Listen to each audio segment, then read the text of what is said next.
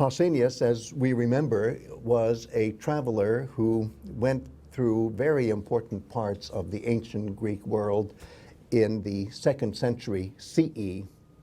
And I'm focusing here on what he says about a place in the mountains of Arcadia.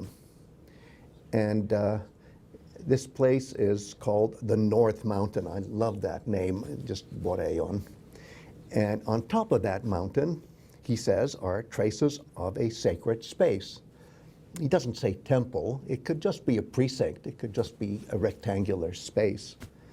And he goes on to say, obviously with agenda in his mind, it is said that Odysseus had made this sacred space in honor of Athena, the savior, Soteira, and in honor of Poseidon.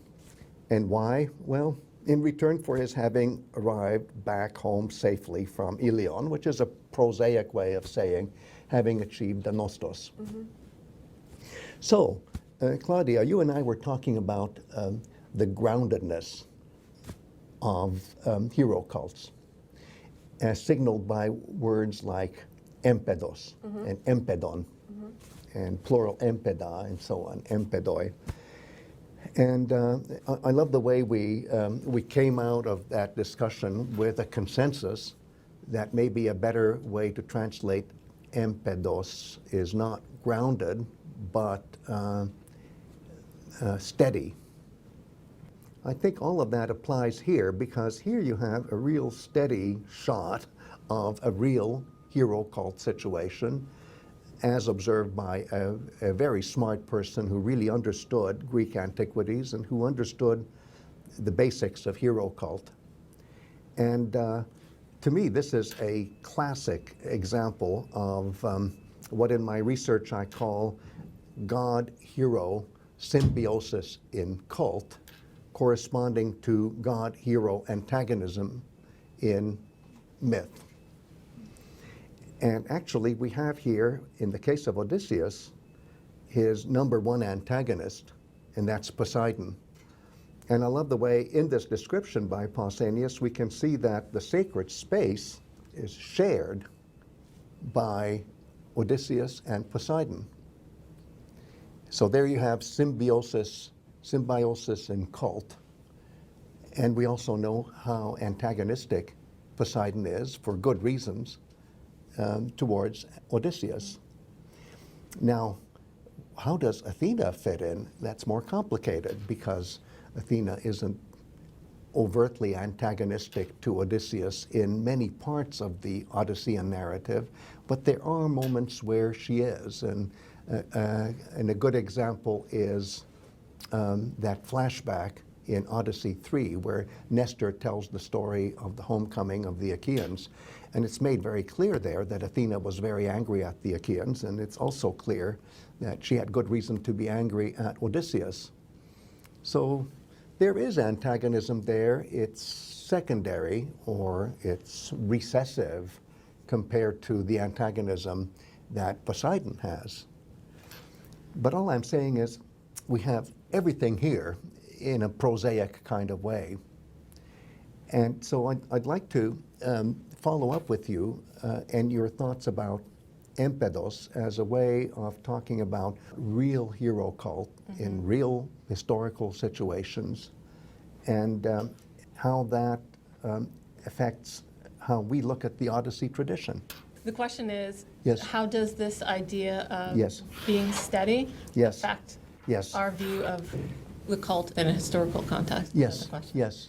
Okay. We're just pursuing that some more. Right. And it's just something to think about, and it's not that there's one answer, but I would like for us to keep investigating that track.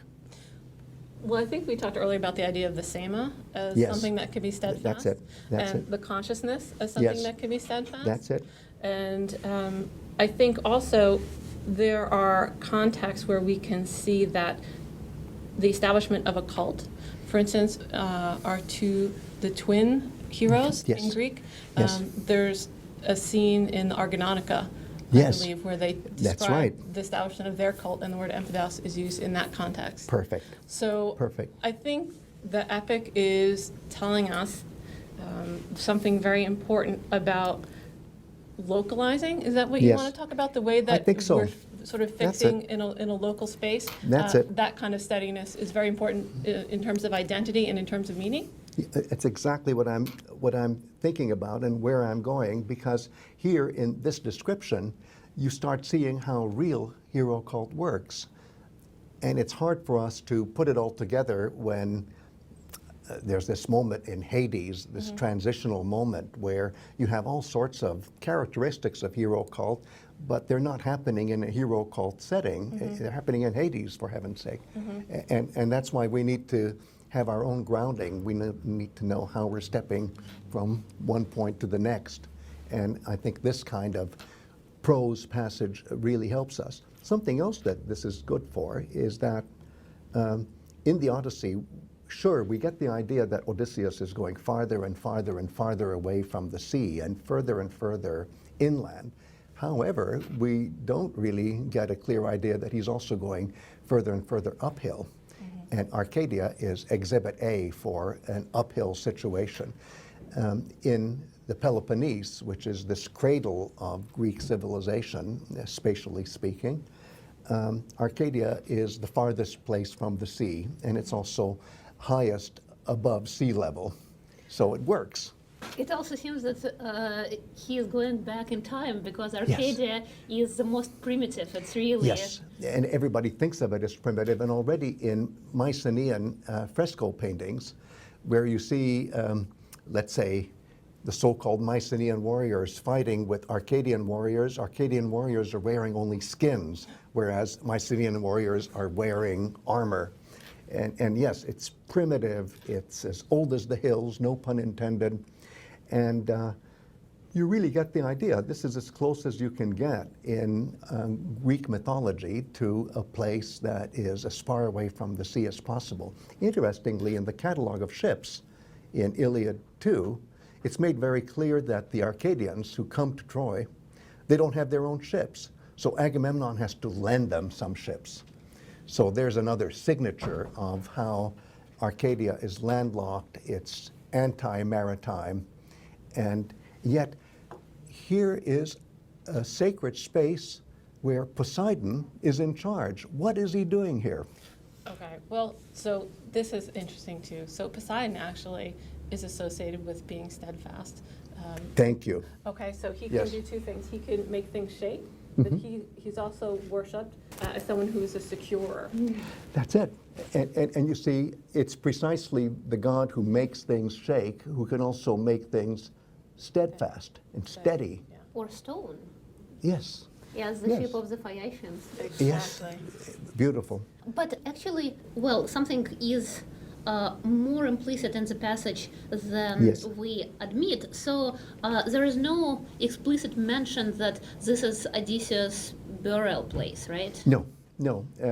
You can't really say that on the basis of this text. However, if you compare it with other texts, for example, descriptions of the sacred space where the son of Achilles, Pyrrhus, aka Neoptolemus, is buried, or where his corpse is lodged, it's made very clear that that is a sacred space that is shared by the cult hero with the god. And there are many other examples, and I've tried to collect them, but you're absolutely right that if you just had this piece of evidence from ancient Greek prose, you couldn't tell that technically the reason that Odysseus is founding a sacred space, supposedly, where Athena and Poseidon will be, is because he is the cult hero of the place. It's a very indirect way of saying it, and I couldn't emphasize enough that on the basis of this text alone, you couldn't prove anything. But I love how the ritual in this text is dovetailing with the mythical, how the mountain on which in which Odysseus is sacrificing to Poseidon and Athena is called Boreion, the North Mountain, and Yes. of course this makes me think of the mythical Hyperboreans, Yes. who are the people who are living in the extreme north, and Yes. they are as close to the golden age and Yes. the life of the heroes Yes. as it gets. And this often happens that in ritual, the places you give to ritual are very evocative of myth. A case in point is, think of all the places that are called Pylos, which means the gate. Well, gate to where? Well, gate to the other world.